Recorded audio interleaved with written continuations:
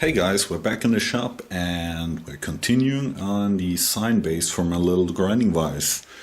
You all seem to like this series pretty much. I got a lot of comments and also a lot of views on this video, so there we go, we're continuing. Last time we made the overall base, we fitted the vise, we slotted it in. We drilled and tapped the threads that will hold the grinding vise. We machined the slots into the vise, and also we did the whole layout for the actual sine pins. But yeah, it's usable that way, but it looks really clunky and I don't like it. So we're going to cut a radii shape all around here with a radius of 35 millimeters. So in the end it's 70 millimeter wide and 35 plus 5 millimeters, that means 40 millimeters in total high. Actually, I'm not going to mill this radius. I could do it on the CNC with an end mill that I relieve and then just going around on a circular motion. But this brings all kinds of problems with it. First of all, it takes a long time. It wears the end mill pretty much down, and also side milling a part on that height is on my light mill with a 60 millimeter end mill. It's not that much fun. I don't have to do it. Instead, I'm going to do it on the shaper, and I will show you a neat trick to get a round contour on the shaper. First, we will saw off the edges, just get rid of most of the material. First of all, we want to lay out this radius because we want a line we can cut to. And the center of the radius is of course this hole here, but normally I would use just a pair of dividers and circle around, but there is a hole. I could make a piece of 6 millimeter drill rod, center drill it, put that in and use that as a center for the dividers, but there is an easier way. I'm using a 6 millimeter dowel pin. Then I'm getting my trash box of gauge blocks here, and my radius will be 35 millimeters, but I have to subtract the radius of my pin, so I'm going for 32 millimeters.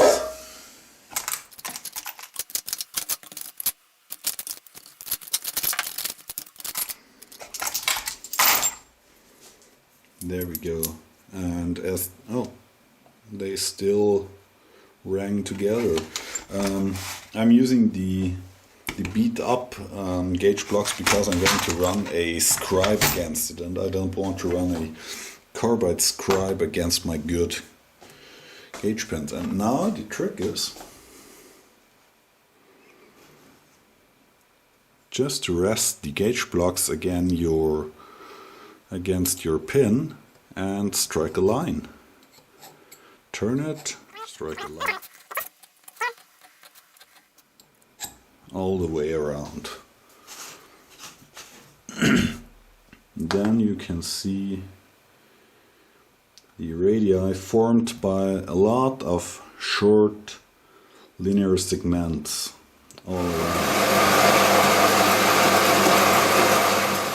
Okay, I just cut off the edges, and it turns out if you change your bandsaw blade to a sharp one, one of these cuts takes actually about 15 to 20 seconds. And first I had a pretty dull blade on it, so my cut is a bit crooked. As you can see here and here, it's a bit off. And also my blade was running away at me. But I changed the blade to a new bimetal blade, and it cuts like butter. This down here is the cut with the new blade. So now we can go over to a shaper and actually cut this radii.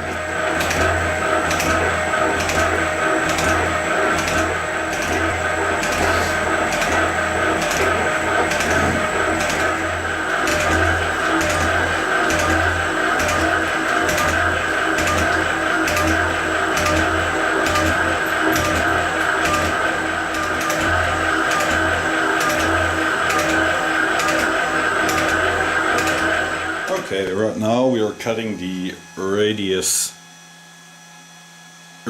shape onto the sine base, and we're doing this on the shaper. Of course, we can't cut a radius directly on this machine. We have to rotate our part and take and cut facets on it. So we're cutting a planar face. Rotate our part slightly, a few degrees, cut another plane, and so on until we are 100 degrees around. And then we have a faceted part and we can round it over with a file. It will not need much work to get this rounded over finally. So let's loosen the vise. And we're just rotating around the central dowel pin here.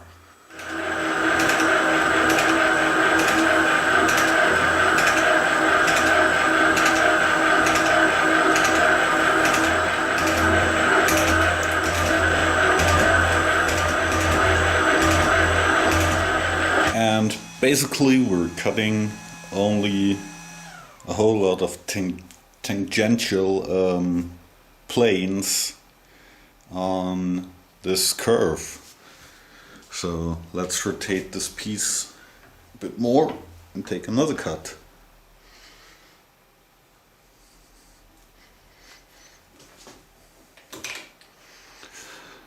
I don't worry too much about the size of my angular stepping in this process. When I see that one facet is too big, I always can come back and cut another plane in between. So let's cut this one.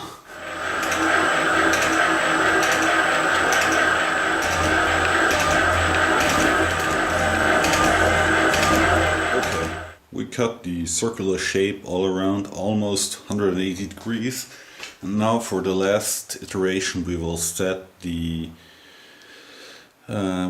up a square between this surface and the vise, so the outcoming surface is square to this face, just to give it a nice appearance.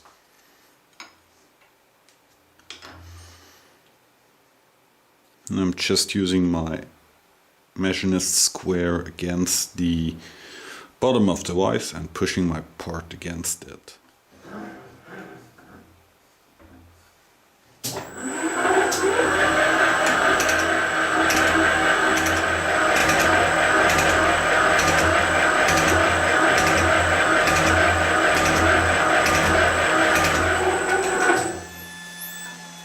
Okay, now we're all around 180 degrees, and now we can proceed to refine this surface. Okay, we're over at the bench, and I put die cam on the whole piece because I want to highlight the edges, and I'm going to do this by running a file over it.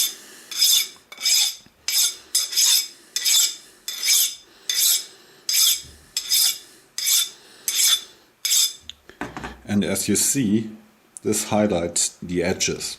And now I know where to knock down the edges. Okay, what I did now is I set up a very wide, flat cutter.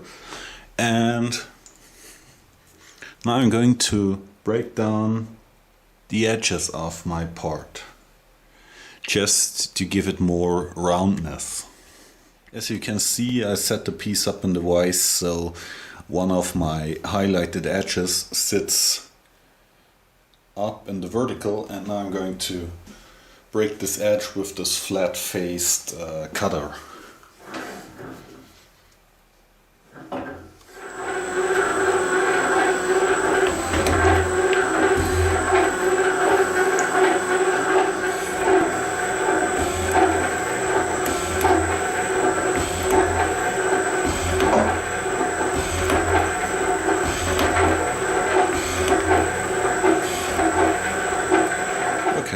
broke down all the major high spots that were left. Now I'm going to file this radius.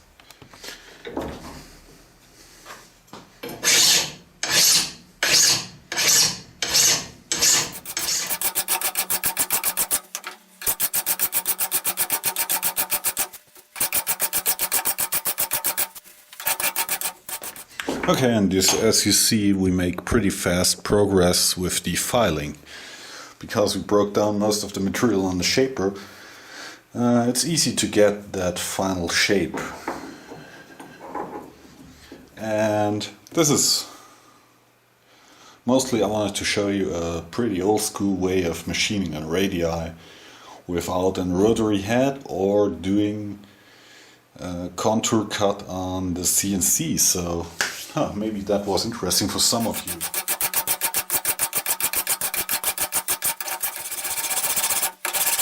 And I worked the surface until all the machining marks from the shaper are gone.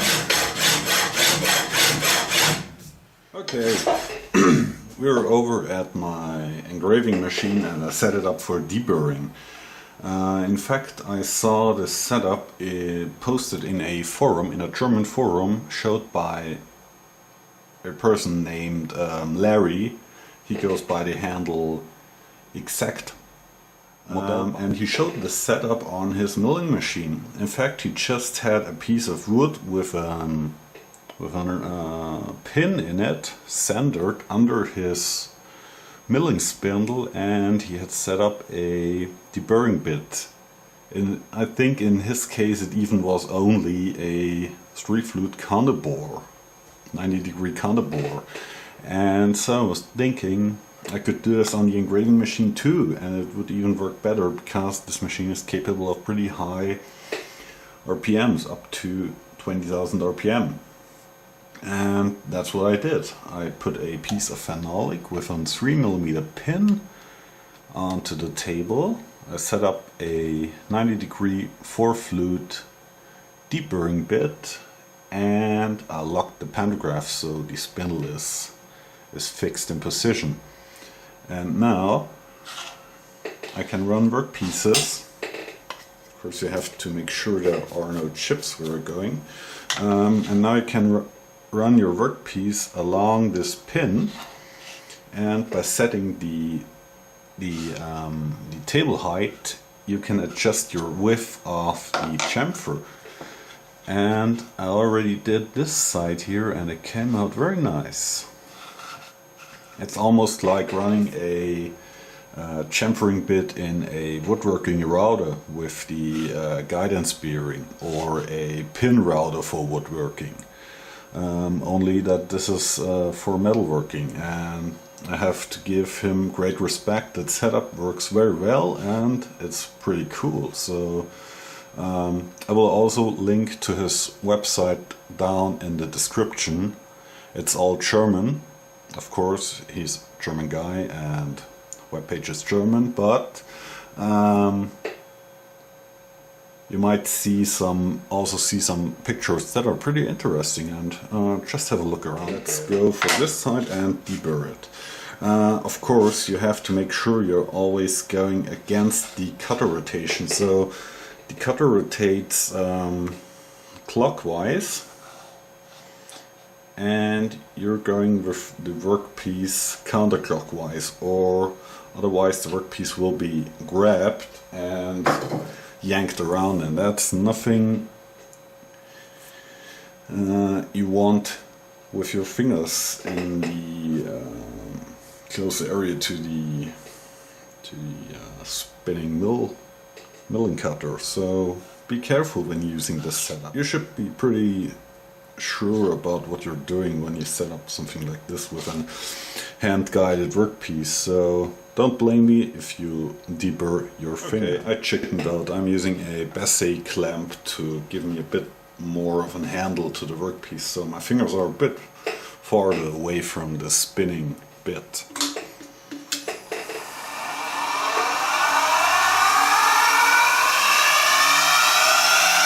Now I'm going up to the guiding pin and just running the workpiece along it. You always can get away from the pin and come back without any problems.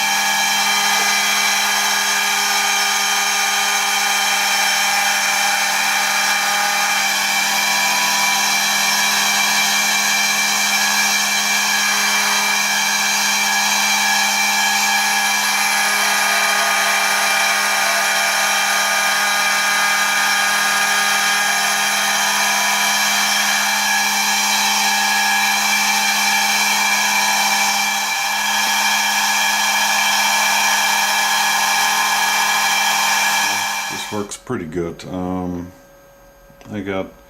You can even work up into corners because the end mill will not cut into it. Because of the pin. The pin can't go into the radius, so the deburring bit will also not overcut in the edges. Yeah, now I got a nice chamfer all around there. And I'm happy how this method works out, and I will use that a bit more in the future. What I want to do is I want to have a graduated scale on this, so when there is a job that's not demanding high accuracy, I can go just by lines. And I want this to be the center pivoting point, and I want a graduation around here.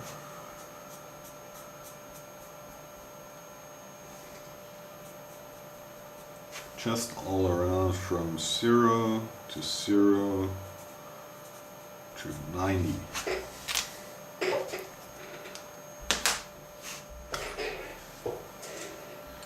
Most of you will notice that when I do this graduation, and imagine this being the fixed or the vice jaw where the pin rests on, and now I can adjust my angle by the graduation, but actually my line here for 0 degrees will be 3 mm, that's half the diameter of my pin, higher than my actual where the white jaw is. So first I was thinking that I might do another kind of gradation and just draw out let me get rid of this. I was thinking of doing a graduation like this, 0, 10, 20, 40, 60 and so on all around, but this is fine up to 90. And then from the other direction, when you're going also with tangential lines, it works also, but when you're coming up to the 90, the lines don't mesh. They intersect each other, and that will look absolutely stupid. So I'm not going for this adjusted graduation. I will do the graduation like this, going from the center point of this pin over the line and then graduate it out, always through the center point of my pin. That means that I always have to use a 3 mm gauge block to sight over my vice jaw against the graduation, just like this. And now I can look at my graduation and get my real reading. That's no problem for me. I'm fine with that. So we will do this on the engraving machine on the rotary table. Okay, I'm setting up my small rotary table for the engraving machine to do the engraving on the Sine base. I put a sacrificial aluminum faceplate in the 3-jar chuck, and I drilled and tapped 2 holes that correspond with the holes in the Sine base up here, so I can screw it down. And I put a 6mm dowel pin into the central hole. That's the main pivot, and also the center of the the graduation that I'm going to put on here. And now it's just a matter of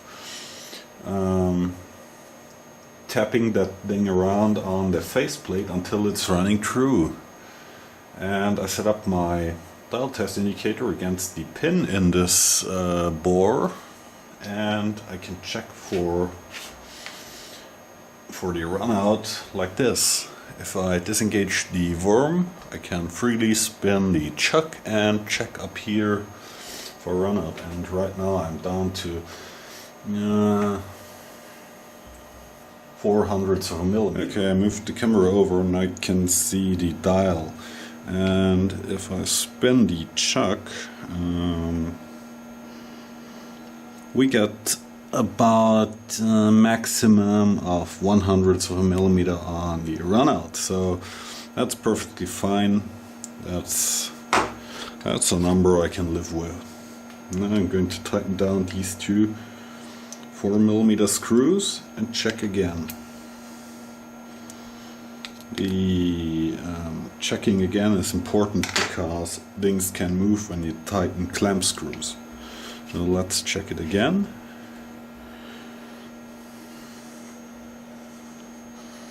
And we're still at 0.01 of a millimeter, so that's fine. Now we can head over to the engraving machine and set this up on the table.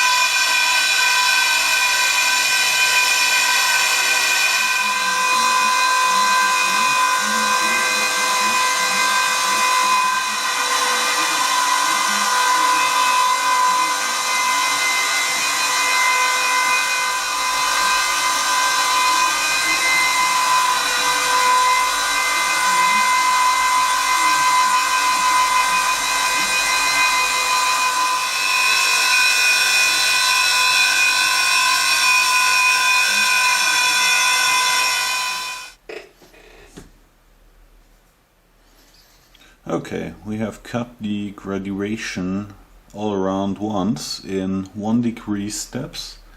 I think it came out very nice. I'm pretty happy.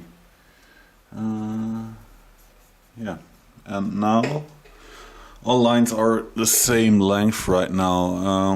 Now we're going to lengthen the graduation marks in 10-degree steps.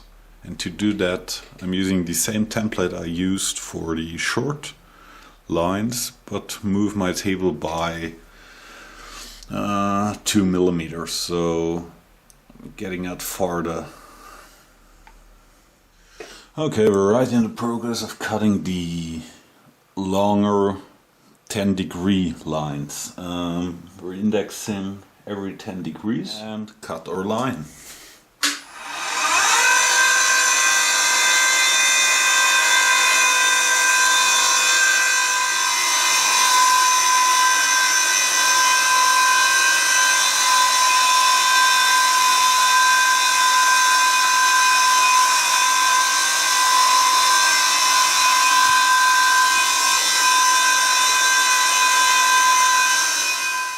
Okay, and there we go. Now we have all our 10-degree marks all around. I did all the engraving and I put a 090 on here just for reference, and now we can undo it from the faceplate.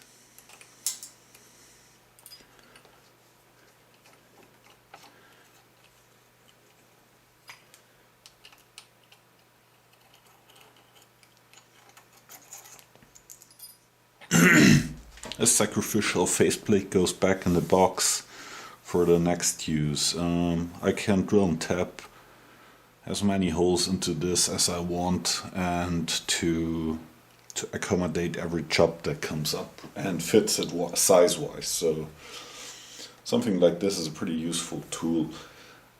Actually, this is a casting I did some time ago. I made 4 or 5 of these. Okay, I got these strap clamps all machined.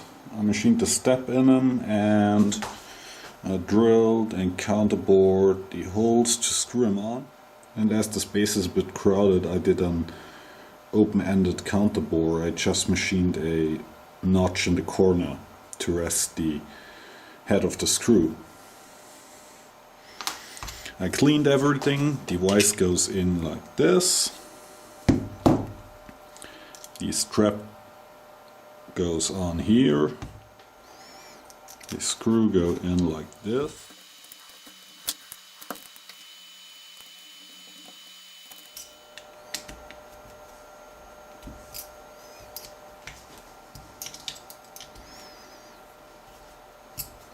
And there you go. Now the vise is mounted securely to this sine base. You can drop in your pins and do your sine setup like this. Or what you can also do, you can remove these strap clamps.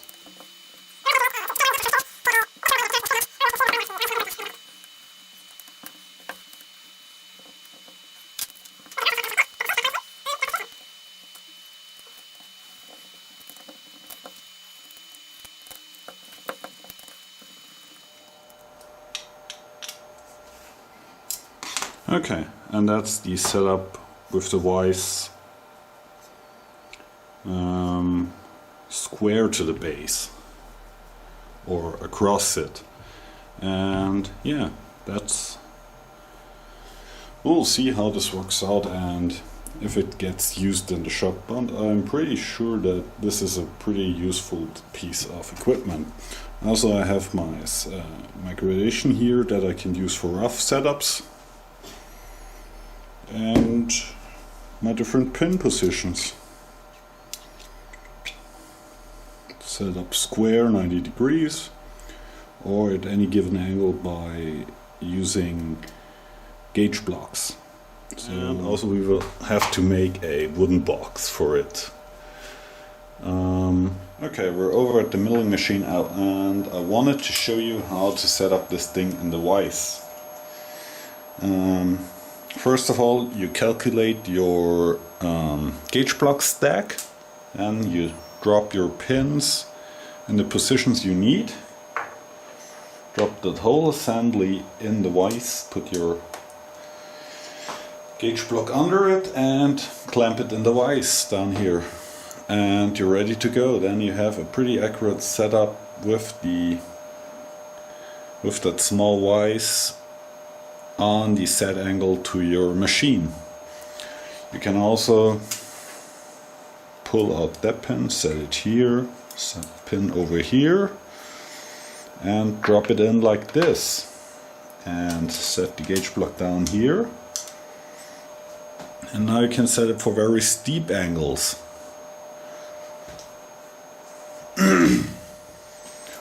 Or you are not in the mood to calculate gauge block stack-ups and the work is not that accurate, then you use only one pin, let it rest on top of your vise jaw, use a 3mm gauge block here and read across the gauge block against the graduation and set it just by eye up to whatever angle you want, like 21 degrees. I also engraved the back of the Sine base with the date and my name, and I think I call it finished. It's done for me. I have the Sine base with the vise. I have my 2 pins for setup. There is the small vise stop that can be bolted to the side of my Sine of the small grinding vise. The screw for it, and here we have the piece of wood that I'm going to use for the Sine base box. It's a piece of, I think it's apple. We cut this tree down a few years ago in the garden, and I kept some of the pieces for, yeah, I didn't know for what, but also didn't want to burn it. So I'm going to cut out some pieces and make the wooden box for the Sine base. Already kind of flattened 2 sides of this with a handheld power planer, just to hog away the material and get something like a reference. But the next step will be cutting it in that direction, and that direction to get a chunk of wood out of it. So, but that's for the next episode. Okay, I think that's it for the build of the Sine base itself. Hope you enjoyed this short series, and thank you for watching.